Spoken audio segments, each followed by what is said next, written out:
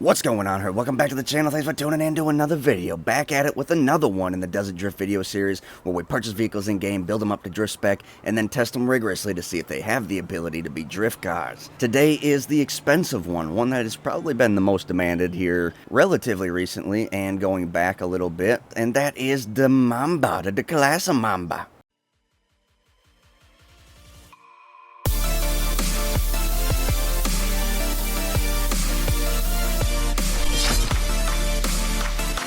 So let's go get this thing. I have not bought it yet.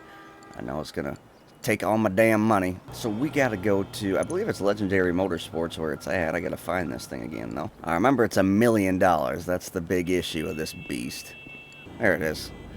$995,000. So now we stand and we wait for it to show up, damn it. While we're waiting, I suppose I can say thank you guys to everybody that has went and checked out the second channel, the new channel, Black Sheep Lifestyle.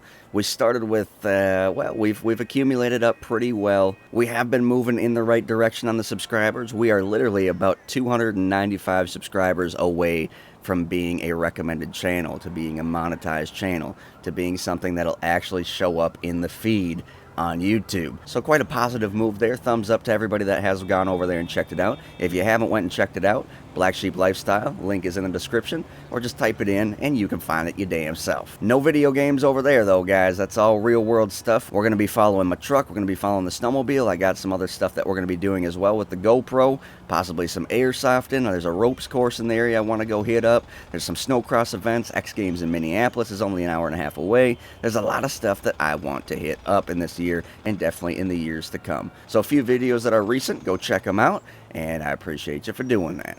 Alright, the Declasse Mamba. This car is pretty sick.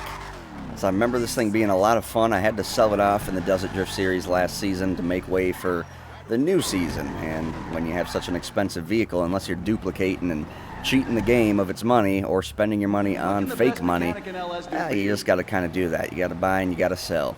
So armor, we don't do that. Brakes, we don't do that. The engine, we do have to spend some money on the engine. Upgrade that beast. Exhaust, we can do a little something to the exhaust, not really a big deal. The hood, you can change up a little bit. We're just going to leave it alone, no big deal on that. Horn, lights, that's up to you. Plate, same thing. Respray, bronze looks kind of cool. Roof, you can take the roof off. You can put a little bit of a, well, a half-ass roll cage back there. Really not even a roll cage, it's just like a, it's a custom roof, that's what they say. So we just spent $1 million on this thing plus the engine. You're only going to get $600,000 out of it, so keep that in mind. Suspension, we're gonna put the street suspension on there. Race transmission we're putting on there. Turbo, we'll put it on there. Wheels, I do get the SUVs for free, so maybe we'll just throw some SUVs on there, huh? Those look pretty mean on there. I like those. Extravaganza.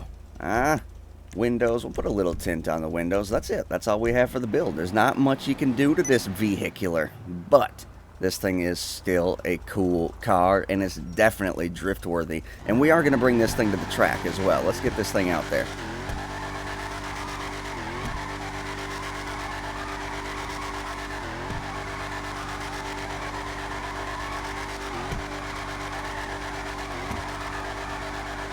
So usually in this series, we go out to the Ebisu school course. We kind of keep it on a control point. Really wasn't feeling that one today. Instead, we're going to hit up the Hoonstars team track. I don't believe this thing is published. I have kept a lot of the Hoonstars stuff private.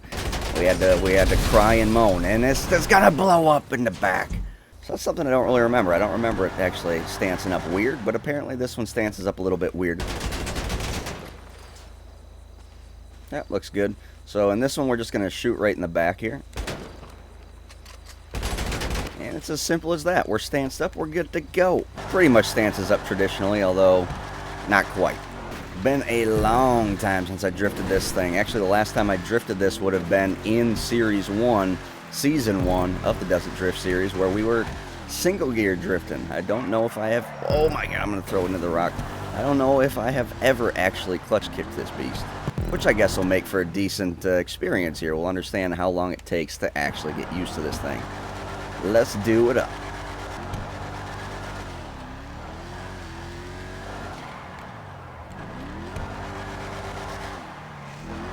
Oh.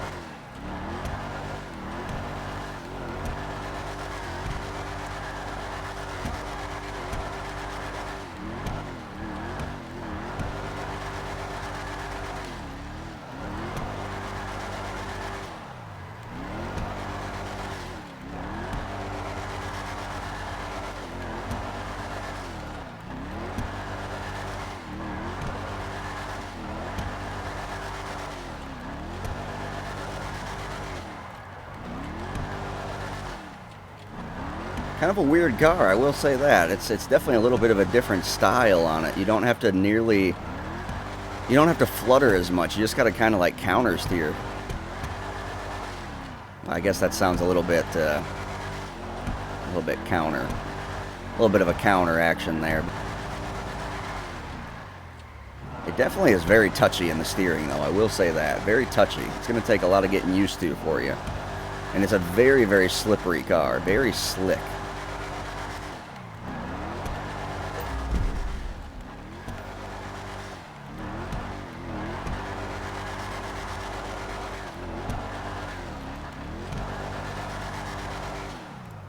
It's speedy, too, so you can really link some lines as soon as you figure it out.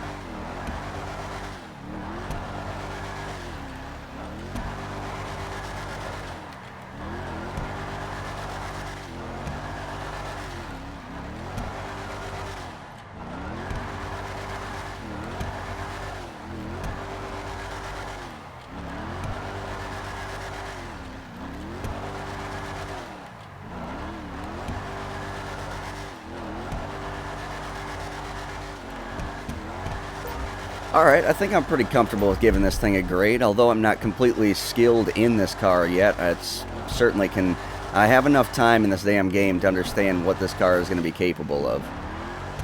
So first off, the cost, and the cost is where it's probably going to take the lowest of the grades, just simply because it costs so damn much.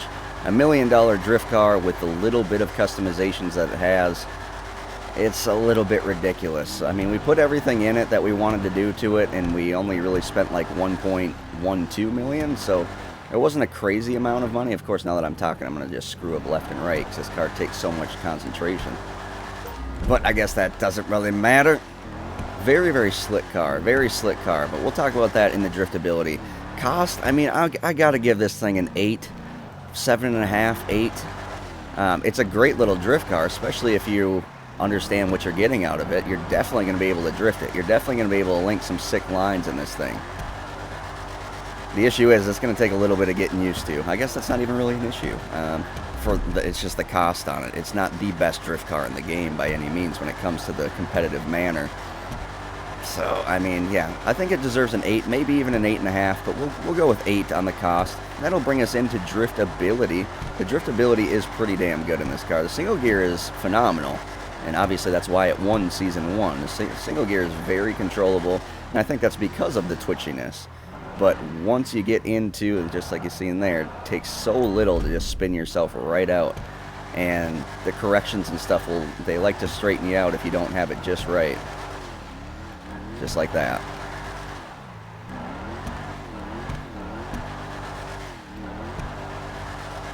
I feel like this is one of those cars that you could eventually get to drift quite perfectly, but you really are going to need some practice in this beast. You're really going to have to kind of make this one of your dominant cars that you practice in. Is it worth it? It might definitely be worth it. The issue is it's in the sports classic class, so that kind of sucks. You know, there's not a lot. I don't know if there's any other drift cars. Well, there is a couple. There's a couple drift cars in the sports classic class, but there's not many. The sports class is where it's all at for sure.